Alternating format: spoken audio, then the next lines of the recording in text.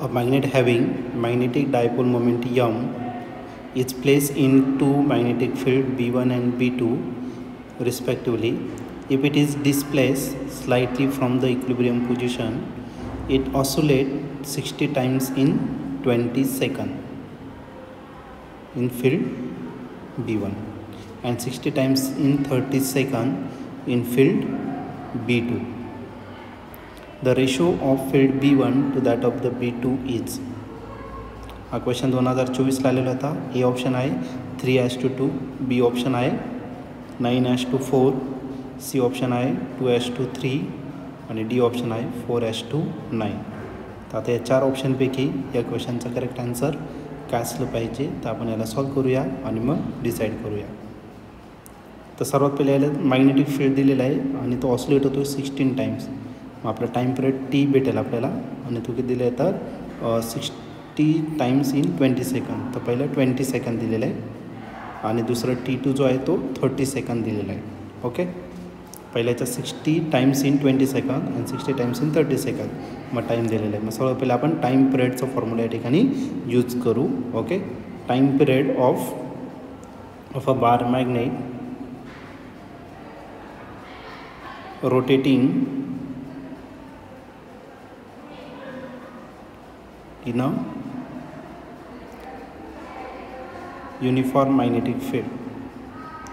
जर uniform magnetic फील्डमध्ये bar magnet जर रोटेट केला त्याचा टाईम पिरियडचा formula T is equal to in uniform magnetic field. तर याचा आता फॉर्म्युला या ठिकाणी आपण राईट करू आणि तो फॉर्म्युला आहे T is equal to 2π √ I upon MB. M म्हणजे मॅग्नेटिक मोमेंट. ओके, हा याला फॉर्म्युला. मग याच्यात 2 टाईम आहे, तर पहिला आहे T1 आणि दुसरा T2. तर ते घेऊन टाकू आपण, त्याचा रेशो घेऊन टाकू.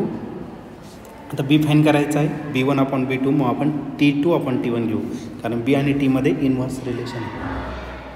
T2 is equal to 2π √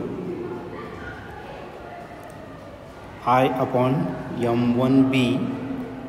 MB1 करू, M कॉन्स्टंट आहे आणि याचं रेसिप्रोकल करा 1/2π √ M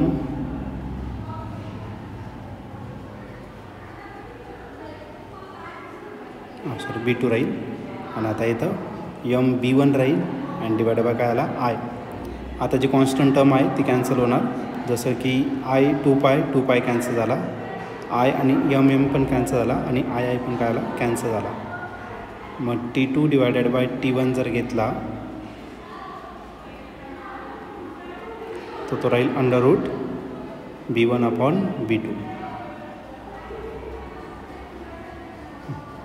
T2 जो दिलेला आहे T1 आणि T2, T1 20 आहे, T2 30 टाकून देतं.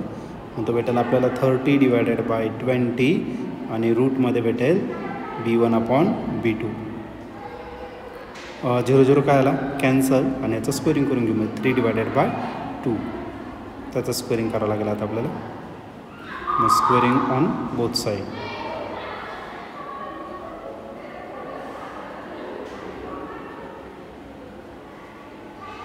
थ्रीचा स्क्वेअर किती भेटेल 9 आणि 2चा स्क्वेअर घेतला तर 4 इज इक्वल टू काय भेटेल आपल्याला B1 अपॉन B2. आणि हेच आपल्या क्वेश्चनचं फायनल आन्सर असेल. B1 upon B2 is equal to 9/4 हे त्याचं फायनल आन्सर असेल.